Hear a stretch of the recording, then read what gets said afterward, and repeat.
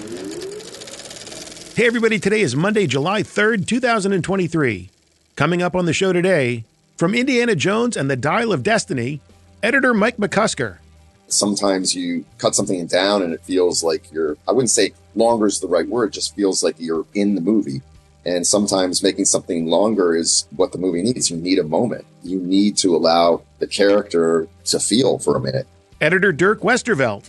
So I was curious, what's this going to be? Is Jim going to really put a big imprint and sort of change the vibe of the whole thing and make it, is this going to be like the Logan of the Indiana Jones franchise? And editor Andrew Buckland. Please, someone else take this. I hate this question. And I just hate it. I'm on record.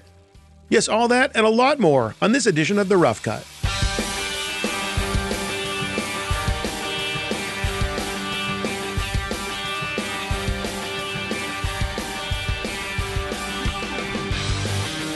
Well, welcome, my friends.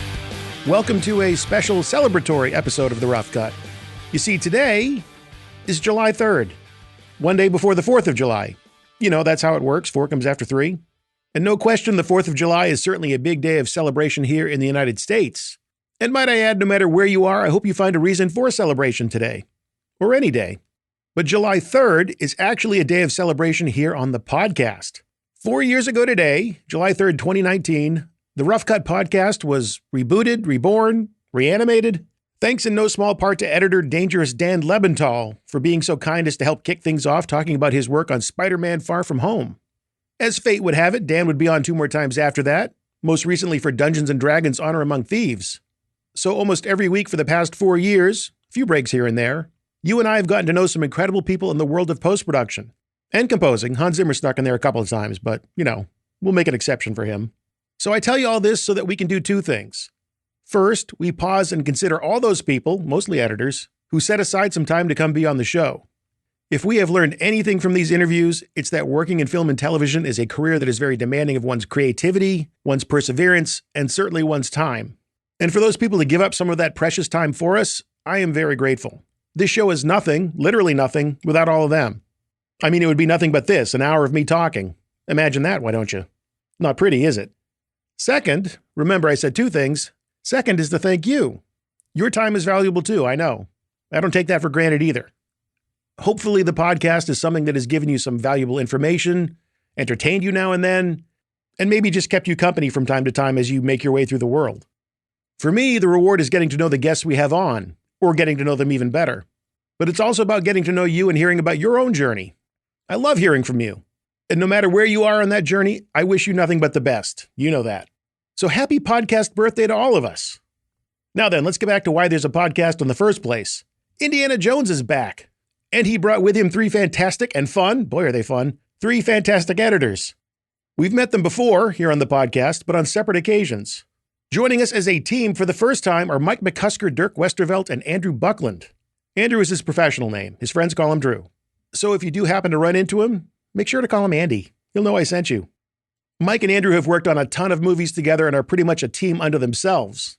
The last time they were on the show was to talk about Ford versus Ferrari, for which they both won an Oscar. I should add that Dirk also did a little work on that one. All 3 editors first worked together on another James Mangold project, and that would be Logan.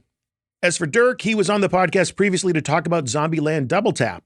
And he also worked on Deadpool 2, which, if you check out the Rough Cut YouTube channel, there's a pretty cool video about that. These 3 talented people clearly have logged a lot of hours working together over the years, and that really comes through in the way they interact with one another on the podcast today. You see, that would be the fun aspect I mentioned earlier. And I should probably explain a little more about that.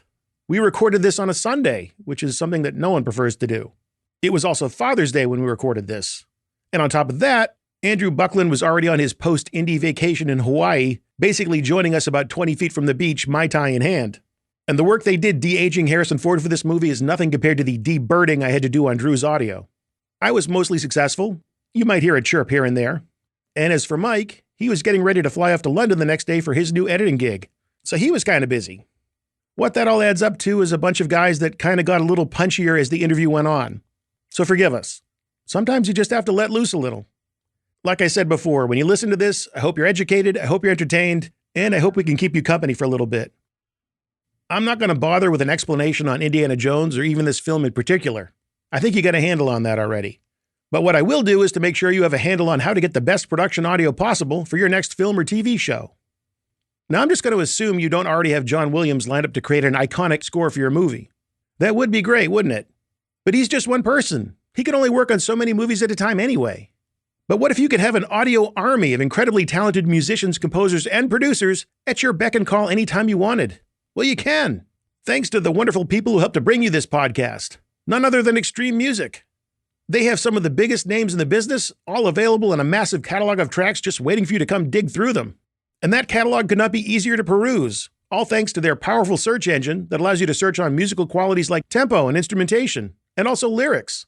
Maybe you want music to actually tell the story. Well, it can. You just need to tell Extreme Music what you're looking for. You can even upload a reference track to them, and they can use the qualities they decode from that track to find what you need. So simple, yet so very powerful. You can get it all done right there online, or one of their reps can reach out and lend a hand if you need some help with the licensing. So the next time you have a great story to tell it with great production audio from Extreme Music. Now then, today's podcast adventure is at hand. Time to meet our avid editing action heroes. Here are Mike McCusker, Andrew Buckland, and Dirk Westervelt. Those tropical birds on everybody else's track, but that's cool. I'll send you a wild track. Nice. Yeah. Let's get right to it, because I think everybody's got things to do today, least of which is talk to me. I was saying to Andrew, Mike, I don't think I've talked to you guys in a while, but I did talk to Dirk the other day. I asked Dirk what he was up to, and he said, I'm QCing the movie. We're recording this like maybe a week and a half before the film comes out. And yet, Dirk, you're still doing QCing. What is that process? What are you required to do? And why are the other guys laughing at you? The QC I was doing was just for a very specific thing, was for this ScreenX format, which I don't know if you've ever seen it, but it's these huge side panels that are like wings that come off the side. Matt roped you into that? He roped me into that. Didn't you do... I did it for Ford Ferrari. But didn't you also do a different flavor for this movie? No. I mean, I went to IMAX, but I didn't. Maybe the IMAX, that's the one I think he meant. He said he was sort of trying to, spread the pain or whatever. Yeah. And then Bjork is like the designated D-Box pilot, like test pilot, which is was our post coordinator. So he's sort of just different people are like knocking out different formats that go around the world. And they just did the ACE thing too, which is some French thing that I'd never heard of and haven't seen, but it's just flashing lights or something. So you drew the short straw and had to do the QCing. On that particular one thing. Also, it was like 7 blocks from my house, so that was nice. I got to say, when I saw the movie, the moment that it really became an Indiana Jones movie for me, and thankfully this was very early on, was the first time Indiana Jones punches a Nazi in the face. And it wasn't just the act of it, it was the sound of it that was so evocative of all the earlier films. You get that crunchy, reverby punch sound that just does not exist in the real world. Andrew, were you working with sound effects from an existing Indiana Jones library? And whether or not you did, to what extent do you get your hands dirty with sound design and doing things like spotting sound effects? Well, usually we do work with sound effects as we're cutting, but I think in this instance, our sound department was working pretty early, and we were able to pass scenes over to them, and they would do a pass and deliver effects to us. And I'm not sure exactly what they were pulling from, but I'm sure they were pulling from Lucasfilm Library. But initially, when we start cutting, we do use sounds to sort of indicate what needs to happen, and then they will get quickly replaced. But I don't think we had a Lucasfilm Library in our Avid loaded. We just had sound effects, and we would sort of incorporate them in. Right? Didn't they start early? It was 2 years ago or something. I can't remember, but they were pretty early. I mean, that's the way we've been working with Jim for years. I mean, we've been on sort of the cusp of dealing with front-loaded sound design. A lot of times, traditionally, as you know, the sound design's starting sometime in the midst of the director's cut, but we start like way early while he's shooting. Jim is constantly refining, throwing out new ideas, and also is extraordinarily picky. So it affects the way he sees the scene and the way he actually processes his notes. And if sound is bugging him, it throws him out of like actually evaluating. So we're doing like really fine sound very early on and have been with him for years. Same on Ford Ferrari, same on Logan. It's tricky, because I'm about to go on a movie where I'm not doing that. And I've gotten really used to that. I'm used to actually having like a sound department starting much earlier. But that's really something that Jim's been pushing for and is on the forefront. And because where he is in stature as a director, he gets it. Well, I said the punch was what made it sound like an Indiana Jones film. something that made it sound like a Lucasfilm film was the Wilhelm scream. I think you actually do it twice. Yeah. So I'd just like to know what kind of thinking goes into like, all right, as soon as we do this, we're winking at the audience. So we got to figure out where and when and certainly how often to do this. We should get Don on this call. Yeah, we should. He's tried to put them in, I think, every film, right? I remember on Logan, there was one in there. And it was in there for quite a while, and like he had it it was sometime in the final mix, and we reviewed the reel that it was in, and it played back and everything, and Jim had never said anything, so they thought they sort of got it by him, or he was going to let it fly, and he gave all the notes on the reel, and then just as he was walking off the mix stage, he turned around and said, "Oh, and get that Wilhelm scream out of there," and then it was gone. Wilhelm scream is a lot of diplomacy involved in using that. You know, it was, I don't think any of us were like running around trying to place it. No. And I don't think that our sound designer wanted to use it, and Jim didn't either, but there was an appeal for tradition's sake to put it in. So we found a spot for it. But, you know, in our minds, the Wilhelm scream wasn't something that was going to make or break whether or not it was an indie movie. Well, I certainly enjoyed it. Speaking of tradition, this is an iconic figure in cinema that you're working with. Of course, I'm talking about Dirk. Yes, of course. Sorry, Dirk. Dirk would make an awesome action hero. He's got the look, he's got the name. So I'm just going to throw that out there. It's another genre. An action hero or another type of hero. That name is more associated with Boogie Nights. I knew I shouldn't have said that. But getting back to Indiana Jones, is there for you and Jim, I'll call him Jim like I know him, is there an Indiana Jones template that you have in mind that you have to adhere to? Elements that you want to call back to? Gotta have Nazis. Okay. You check that box. Yeah. Always gotta have Nazis. And you got to punch some of them. Yes, exactly. You've got to have some sort of tomb tunnel situation. Yeah. Gotta have that. The chase. I think because it's a Jim Mangold film, I think it's a new template, ultimately. But he was also aware of, I wouldn't say different, but the visual aesthetic of what came before. And he tried to honor that within his own style. You know, the classic moment in the movies where Indy's like comes right into the foreground with Brim right next to the camera and has that moment. He was really trying to make that play in certain other places. And also, you know, the kind of adventure noir of the 40s where a character's in the foreground and there's a guy in the background. So there was a lot of like, he was cognizant of honoring that visual aesthetic. He wasn't moving completely away from it, but it wasn't slavish. Well, I mean, is it his style in any of the films that you do with him to give you references and sit you guys down and say, like, this is what I'm thinking here. Maybe go back and watch this film or this show or whatever? He does do that. I'm trying to remember what all the references were in this case. Like the first time I worked with him was on Logan. I remember the one that really sticks out to me was like Touch of Evil, a lot because of the way it's staged.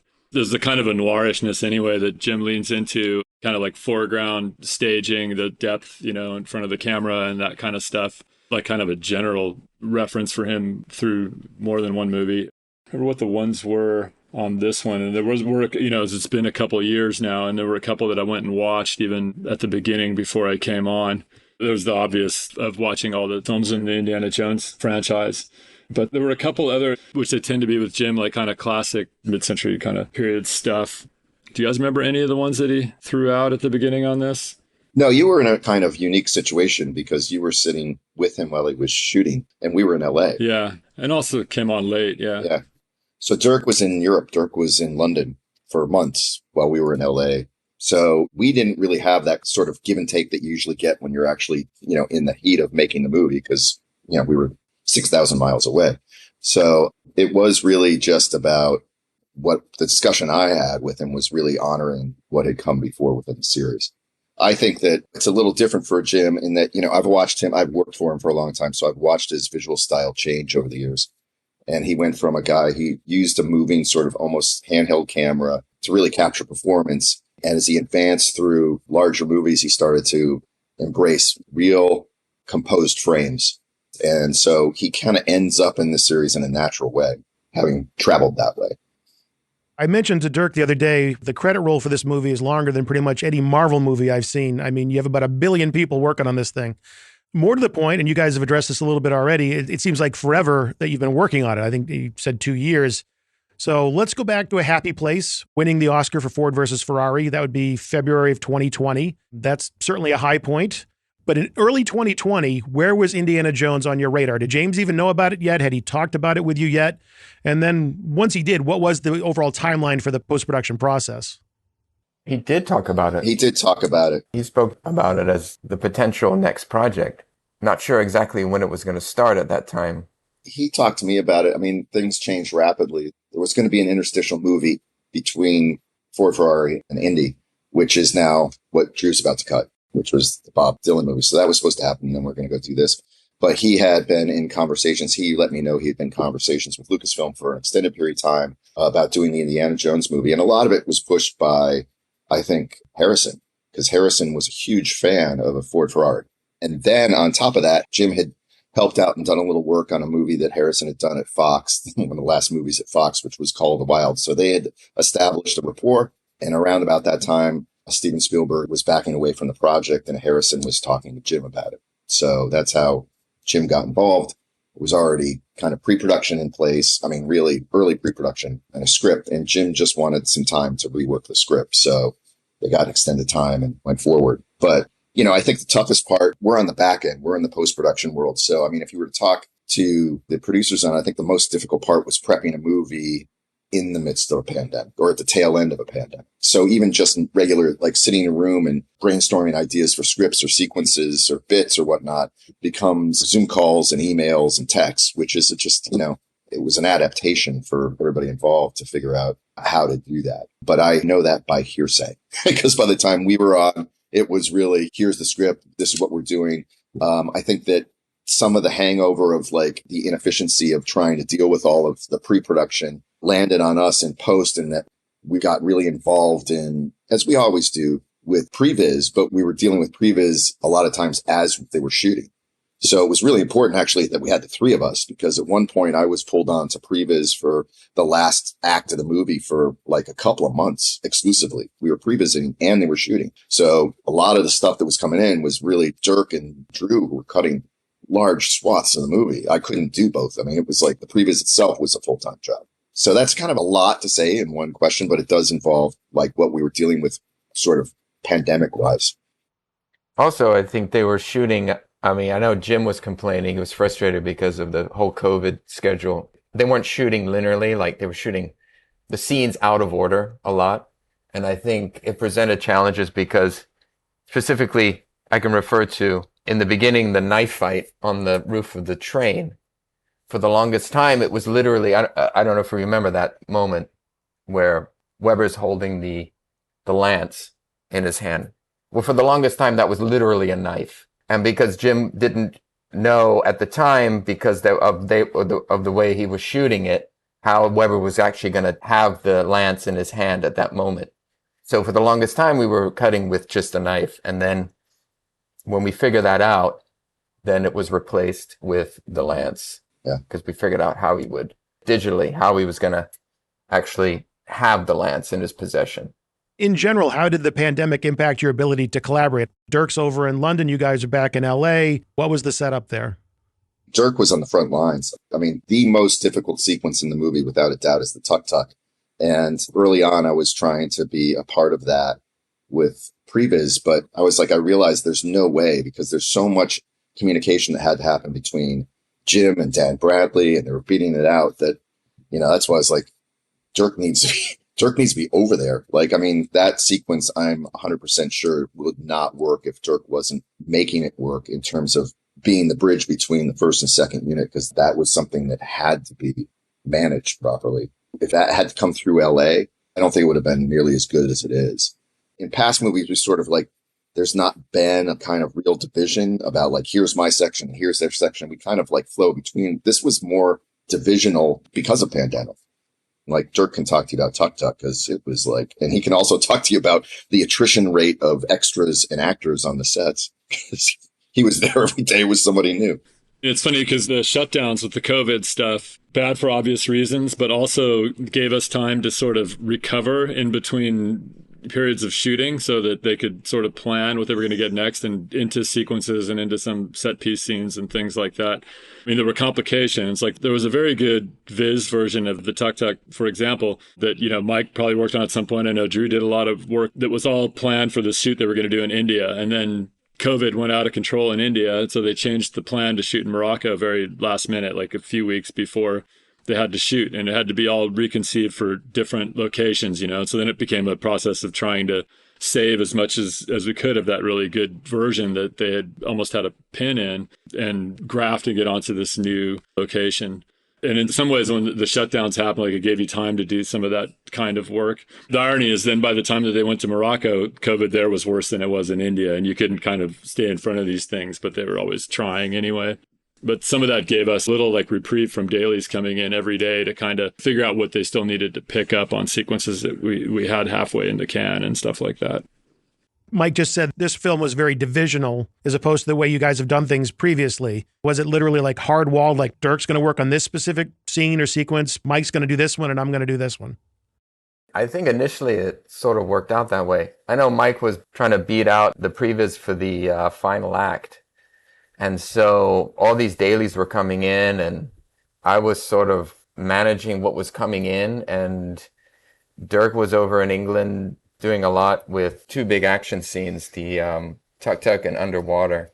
Underwater was, Dirk could speak to this, but it was, it was really, really difficult, that sequence. So it just so happened I just ended up, a lot of the drama scenes I ended up working on, and yeah, I guess you just put your stink on it, I guess. I don't know. Well, Dirk said something his last day on the movie as he was walking out the door. He says, "Hey, next time maybe you'll let me cut some dialogue." Yeah, exactly. And I hadn't even thought of that. That's the way it worked out. Yeah. But it was that he really had not gotten like full drama scenes because he was dealing with two of the most difficult, like unformed sequences in the movie, which at the end of the day are actually very successful. Yes. Particularly the underwater. Because, I mean, there's so much in there that is, well, we'd be giving away the tricks, but there's like wholesale digital everything in that sequence. That was really something that Dirk was leading the charge on creatively. So both those scenes were really tricky and actually could not have involved us. There had to be somebody on the ground in the UK working moment to moment to get those to work. Well, Dirk, you don't have to give away all the tricks, but maybe one of them. Is it the underwater aspect of it, or is it just the nature of that scene as it was written and constructed? It just wasn't, the viz and the sort of planning for that one probably wasn't as evolved as in some other areas. It was kind of like changing. And it was also, I mean, in both of those sequences, in Tuk Tuk, it was the first unit. And in Underwater, it was kind of almost everything. Were sort of happening in the waning days of this production campaign. So they were sort of running out of time, and Jim wasn't there when they were shooting some of the tank stuff, I mean, obviously with underwater stuff, but he had monitors on everything, but he's probably managing 4 different sets at that point. And we were still kind of figuring out exactly what the action was through the scene. So every movie has like a sequence or two that's kind of not as evolved in the planning as other stuff. So that one of the ones on this one that was, the blueprint wasn't that dry in terms of how it was all going to come together. So, and it being a tank scene in Underwater and all of the challenges that come with that anyway meant that there was a bit of figuring out to do. I mean, it's interesting because like if you go online, you'll see all kinds of stories about us having massive reshoots and stuff. There were really hardly any reshoots on the thing at all. I think we had 2 days of little pickups. It was like minuscule, barely anything. And they did pick up a couple pieces for that. Like there was a couple pieces that we needed with Harrison and things that we needed to pick up for that at the very end. It was like a week, not even about a week total of additional. It put the ad in additional because it wasn't something that we had to redo. It was just, we needed footage. It was like little pickups, yeah. It was like things to graft into scenes as opposed to like reshooting scenes or anything like that. Mm-hmm. Well, for a movie of this size, that's actually pretty remarkable that that's all that was. We've talked a little bit about previs and all the work Mike had to do with previs. We've talked about how you guys share the workload. There is another editor who's not able to join us today, and that's John Barry.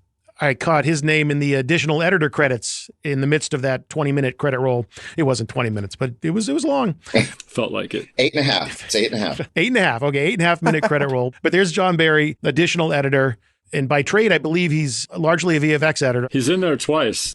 That's one of the reasons the credits are so long, because we have to keep putting John. Made demands. Yeah, he's in there as VFX editor also. VFX editor and then additional editor. It's not uncommon. In fact, it happens all the time that an assistant editor gets bumped to an additional just based on the work that they're doing. But how does that work for VFX editor, that they're actually bumped up to additional? They cut. I don't know if it's that unusual. There's some VFX editors that have made the trip up to editor probably through an additional credit, like Jim May, who you've probably spoken to in the past, was a VFX editor. I was a VFX editor, although went back and forth a little for a couple of years. And as Mike said, more succinctly, they cut. So, Drew, I asked you about the sound effects and how evocative those are. The score itself certainly takes the nostalgia factor up exponentially. When you hear the Raiders March, when you hear Marion's theme, I mean, you guys can't help but score points off that stuff. But again, like we were talking about the Wilhelm scream, you want to use it judiciously. You don't want it just to be, dun, dun, dun, dun, every 5 minutes. I think the Raiders March first pops up in the train sequence, and then Marion's theme comes up when Indy's talking about where their relationship is at. Were those moments where those motifs do come up clearly scripted out by James because of how specific they are, or was there some latitude for you guys to really feel out how and when to literally hit those notes? There was latitude, and I think a lot of the discovery of where to place the Indy theme came later when John was involved. We have a great music editor, Ted Kaplan, who really took all of John's previous scores and sort of mapped out the film. And it's funny because we really didn't have a conversation about where we should place the Indy theme. And I think that the only placement we had originally early on was the train sequence. And we discovered later that there's a moment in the tombs when Indy's behind the sarcophagus and he's shooting and the action bit. I think initially you hear a trace of the theme. So it was pretty much kind of a process of discovery, I think, with his theme. One of the things that's different about this movie we're not wearing it on the sleeve is that in the other movies, Indy goes on adventure by choice. And in this movie, he's reticent to go on the adventure. In fact, he says at the airport, this isn't an adventure. And so placing the Indy theme was tricky because it's like, I'm going to go get the idol, or I'm going to go get the ark, or I'm going to go get he wasn't doing that. He was like trying to fix a problem. Right. And so it changes the way and the use, placing that theme. It's in the movie a lot, but we couldn't just take it from a previous movie and dump it in. It didn't work that easily. Motifs of it had to play. And that's where John and Jim really figured that out. A concept that comes up a lot in these interviews is the notion of trusting your audience. In this film, you're bouncing around doing these time jumps, going to different locations. Other than the classic Indiana Jones map montage that everyone knows by now, you don't really spoon feed the audience with titles about time or location. The music, the production design, the dialogue, diegetic audio, insert shots, all that stuff, you let those things fill in the blanks for you. That said, was there ever any consideration given to maybe we should drop in a date here or a location title there, just so the audience, for those of them that aren't really sure when the astronauts came back, things like that?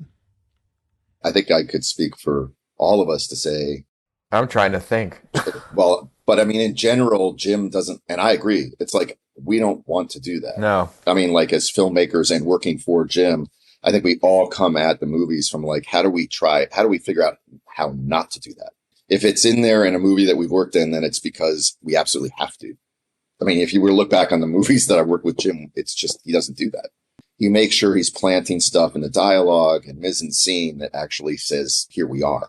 And that's where it allows the audience to figure it out. And so far, we've been pretty good, pretty successful. So, having said, the maps are sort of an organic version of that, right? In these movies, there was a little I think at one point, and this is one of the things that Jim would just discount out of hand, and it's probably just the stupid idea to begin with, but almost felt like with the Moon Day thing at the beginning, Space Oddity is playing in the next scene when he's making himself coffee, right? And that came out, they rushed it out before the album because they wanted it out before the astronauts were coming back and all that in '69. And I thought that there could be a radio DJ, Drew does this amazing, old timey radio voice. I thought it could have had a little Drew, doing a little, it's Moon Day and here's a new track from David Bowie or whatever, to kind of put a finer point on it. But yeah, right.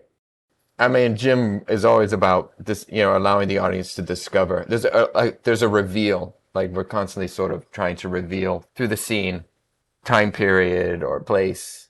Drew, I mean, as Dirk just said, you are a fantastic voiceover artist. I seem to recall back at Ford V Ferrari. Yeah, as a track announcer. Yeah, during the first race in Willow Springs. Yeah. I was a track announcer too. Just want to make sure everybody. I was going to get to that, Mike. No, I was a track announcer. You were. And I got cut. You were. Yeah, you got cut, yeah. I got cut.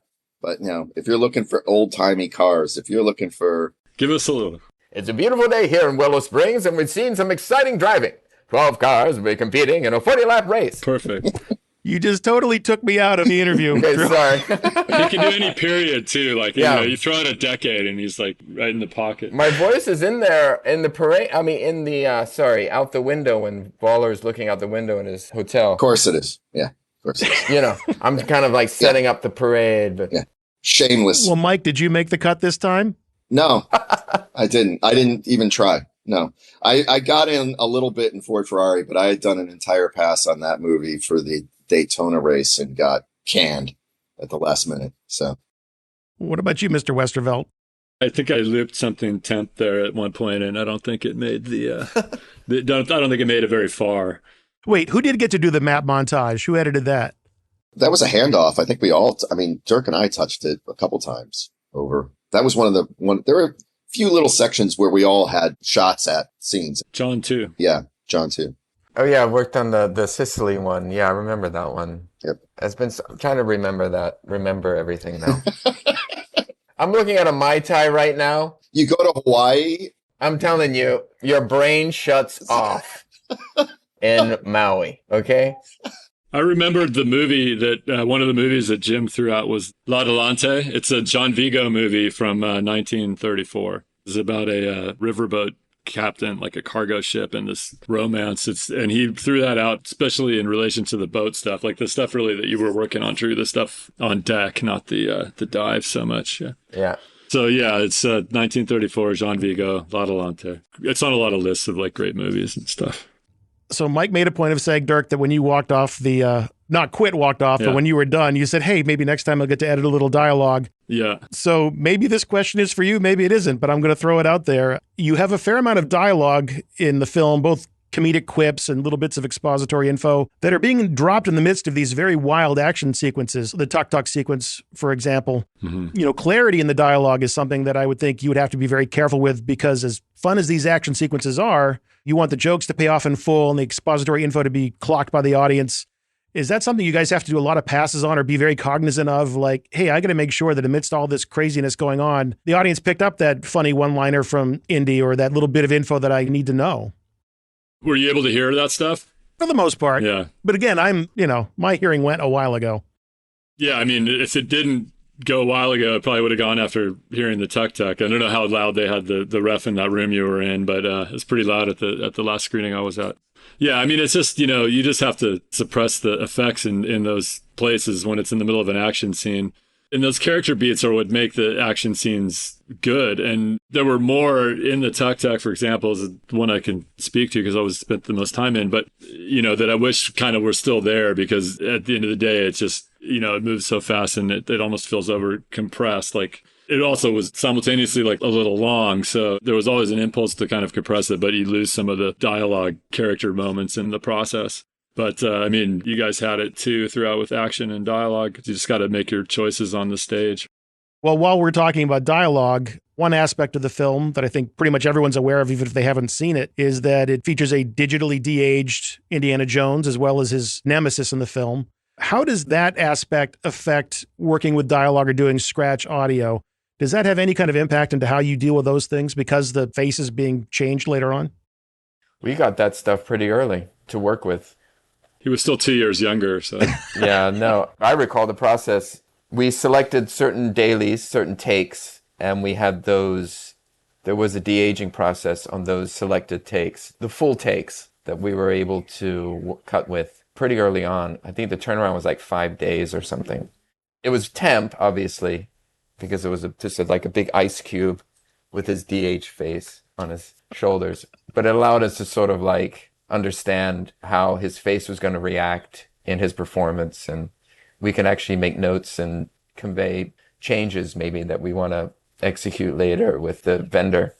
but the scene with the flashback with Baz. Sorry, with Baz.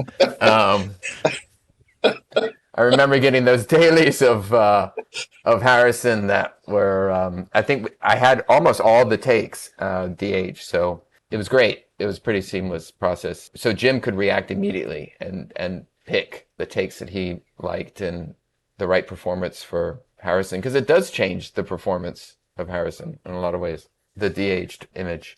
As far as the voice goes, I don't. There was discussion early on of like, was it going to have to be processed somehow, or were they going to do this thing where they, sample everything he's ever said in his younger years and then try to build a voice out of that or something? But Harrison was able to, inflect his voice into a younger sounding, like he either sounds kind of the same still, or he was able to do it in such a way that it was approved anyway in terms of, it was just his voice.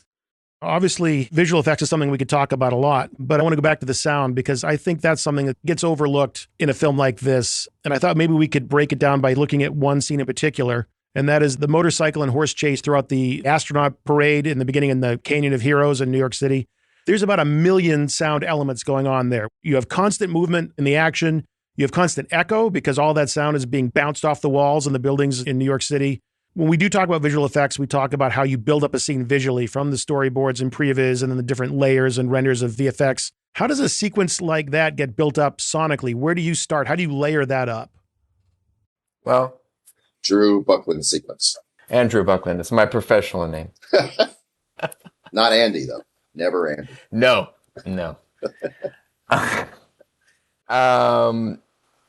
Of course, there was on-set production sound that initially, when I remember putting that scene together initially, I was just using, because I wanted to put it together as quickly as I could for Jim to get his eyes on it. So I leaned into the production sound and sort of recut the production sound initially. And then the process was to start stripping that stuff away. Once we landed on an edit that we liked, we started to stripping out that sound and replacing. And originally that scene was sort of designed to be strictly sound effects with no music. Jim really wanted to explore that idea. Well, diegetic music. The bands. Yeah, diegetic. Right. The bands, right. No score. Just whatever is playing in reality. Once we got the right horse hooves, that was the most difficult sound to sort of get right. And crowds were involved. Once we put in the crowds, the reaction of the crowds sort of really came to life. And Don had a lot to do with that. So for a while, it lived without score. How did that play? It played really good. It was really, I think Jim, in that sequence, in the New York sequence, Jim really had in his mind a very sort of 1970s aesthetic, like taking Pelham 1, 2, 3. And he was kind of dabbling in that kind of score idea, which was really interesting, but we weren't really using that as a temp. It was more of an idea. And then it just ended up, I think we realized, for the sort of the indie of it all, John's music was added. And it did sort of elevate the scene and place it in the indie world, which I think was the reasoning behind it. But we didn't have a lot of score for that initially. I think that sequence sort of is classic Jim in a lot of ways for the way that the sound and design works. He's always been a guy who really wants dynamic ranges of not only volume, but of specificity within action sequences. So he's not somebody who just slathers on sound like louder is better. It's like he likes to get into these little pods of sound. So although it's your experience is like, holy shit, we've stacked all this sound on top of it. You watch the sequence like, we have a moment with the astronauts. We get to the crowd. Everything is specific. Mm-hmm. And then that creates the feeling of traveling down the street and actually creates excitement. So the trick to that is if you were to sit with him at the beginning of the process and say, where do you want to be specific? He wouldn't be able to answer you. It's something he's discovering as he's cutting the scene and sometimes discovering on the mix stage, like what's important in this moment. And then he focuses on that. Right. So again, that's something he's always done in his movies. And I agree with it. I mean, there's nothing to me that's more boring than watching action scenes. It's just loud stuff, just kind of a lot of loud stuff. Yeah. So he wants that specific stuff. Drew just mentioned Pelham 1, 2, 3. That's another thing. Just reminds me of your initial question about what references Jim was talking about. He talked about stuff like that kind of 70s, Sidney Lumet as well. And like that. So that was another point of reference. So, Mike, going back to Ford versus Ferrari, we did our interview in your cutting room over at Fox. Yes. And you said something from that interview that stuck with me since then. Uh-oh. You can insert your own joke here if you want. Oh, no. You remember it. You couldn't have been kinder. You said something that I've heard repeated since then by other editors, and that is often when an editor is cutting a film down to try and make it feel tighter, you actually make it feel longer because you took away pieces that either kept the audience engaged or helped them be more informed. Right. Were there scenes or story points in this film that you guys messed around with to get to that balance that was ultimately the right thing for this movie? Yes, absolutely. Numerous, all over the place. It's it's almost a philosophical question than it is a literal question. Because it's like, I always find myself surprised. I think any editor does, where it's like you trim something and you feel more enmeshed and embellished in the scene, which in a weird way feels you're more engaged. It feels like you're having an experience, but you're actually making it shorter. And I think sometimes, just the editing process, if you are too literal about it, it's like, well, if you got to make it longer. I just did a fix-it job after I finished Indy, and we had this conversation with the other editor, and he's like, yeah, I was trying to make this thing feel more. So I put all this extra stuff in. I said, oh, that's stuff I took out. And it was just like, and he's like, yeah, no, it works. I mean, it wasn't a rivalrous thing. And he's like, yeah, I know it works, but it's like, it's antithetical. And it's just the messing with time, which is what we all do, that sometimes you cut something down and it feels like I wouldn't say longer is the right word. It just feels like you're in the movie. And sometimes making something longer is what the movie needs. You need a moment. You need to allow the character to feel for a minute. So it's a weird dance. I can't really figure it out all the time. One aspect of this franchise I wanted to discuss before we wrap things up was the evolving tone of it. Raiders had the famous climax with the three main bad guys either melting, exploding, or shriveling up. Temple of Doom really ratcheted up the gore even more to the point that it actually inspired the PG-13 tag that your film now has. Last Crusade, not so bad other than a lot of rats and, the bad guy growing old and turning to dust. Dial of Destiny, I think to me was a much gentler is the wrong word, but what did he talk to you about the tone of this film in terms of like, well, how should it be now that Indiana Jones is at the age that he is compared to the kind of things that we saw in the first three films? I mean, I was curious how I was going to be coming into it because I came in a little later than these guys, right? And haven't had the experience with Ford Ferrari for a little bit, but that was kind of a separate kind of thing. And Logan was such a departure in tone from other movies in the franchise and in the genre and stuff. So I was curious, like, what's this going to be? Is Jim going to really put a big imprint and sort of change the vibe of the whole thing and make it, is this going to be like the Logan of the Indiana Jones franchise? I assumed that wasn't going to be the case. And I knew they were going to have to stick to a PG adjacent rating. As far as the violence, it's such a storied franchise and you have to kind of work within its bounds and yet Jim is a director that brings his imprint to things, so there's a dance in that had to occur on some level we were more or less aware of maybe at certain stages. Rather than do the smart thing and just thank you guys for doing this and let everybody go home, I have this glitch where I can't just end an episode that way. I have to ask some kind of really stupid question, and so I'm going to do that. And we'll just see how it goes. And maybe you'll never talk to me again.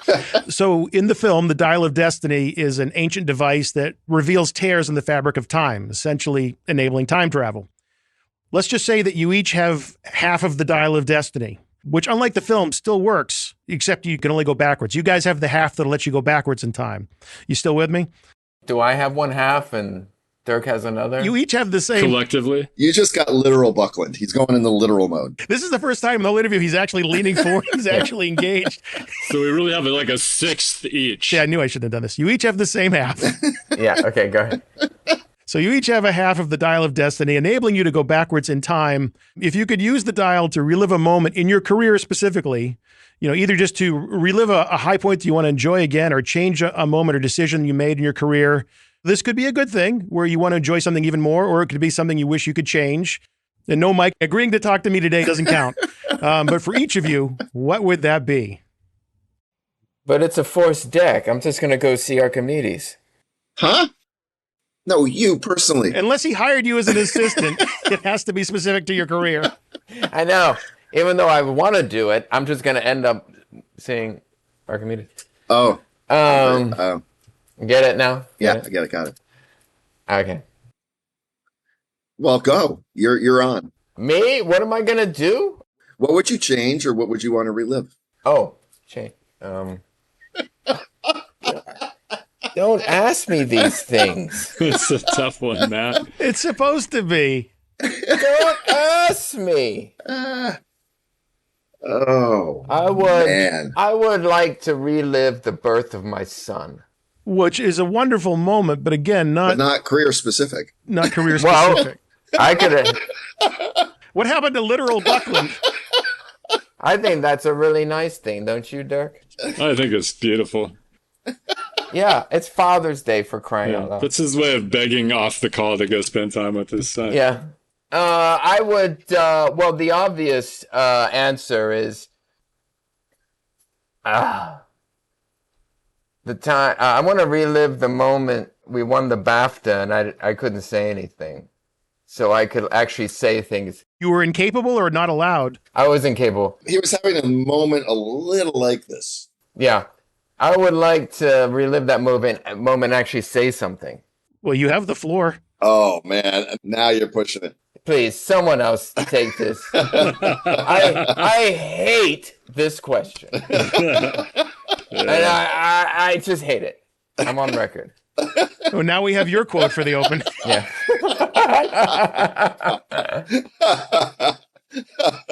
We've crossed a Rubicon. We've all just become like old curmudgeonly editors. So if I could go back, I'd heckle Drew and Mike at the BAFTAs. That's it. Great. Yeah. I think I stood on the stage and I looked out and I'm like, bright lights. That's what happened to my brain. What about you, Chuckles? You got an answer? God. It's really not politically correct. Well, it's not diplomatic, so I'm gonna have to. I would have a little bit more time on stage at the Oscars, just a little bit. Well, he's making up for the BAFTAs tongue-tied thing. Yes, that's what happened to me. Yes. I'm like, okay, now, blah blah blah blah blah blah blah. I just know that by the time I started talking, there was 8 seconds on the clock. Because he decided to thank everybody, including the entire country of Argentina. So that's right, exactly right. So maybe I'd change that. But no, I mean, I've had my career up and downs, and the downs have been down, but I don't think I'd be where I'm at if I hadn't had that. So I can't say, would I like to experience that again and change it? No, but I'm happy to be here where I'm at. Well, speaking for myself, this is definitely an up. This is a good one for me. Thank you guys for doing this. See, I guess I can close that episode that way. Drew, go have a Mai Tai. Go hit the beach. Okay, I'm going. Hawaii awaits. Enjoy. Thank you. Thanks, man. No, Mike. Thank you. Thanks to all you guys for doing this interview at what had to be the worst possible time and day for you. I know that I appreciate it. And I hope everyone listening appreciated it too. You can show your appreciation by getting out to the movie theater and seeing Indiana Jones and the Dial of Destiny in one of the many formats that Dirk had to do the QC work on. Say, would you like to learn more about Avid Media Composer? Well, you should, especially if you're a student. Not a student of life or that kind of crap, but a student enrolled in a higher ed institution that offers undergrad and graduate degree programs. Because if you are, you can take advantage of Avid's new Media Composer for Students program and get the same editing tools used on Indiana Jones and the Dial of Destiny for free. And if you would like to know more, well, you just click that link in the show notes and let the internet do the rest. That will do it for another fun-filled, action-packed Take No Prisoners episode of The Rough Cut. Speaking of prisoners, go easy on that 4th of July celebrating this week. You know I'd do just about anything for you, but I am running low on bail money these days. But have fun, be safe, and make sure to come back again next week. Until then, this is Matt Fury thanking you for joining me right here on The Rough Cut. Blah blah blah blah blah blah blah blah blah.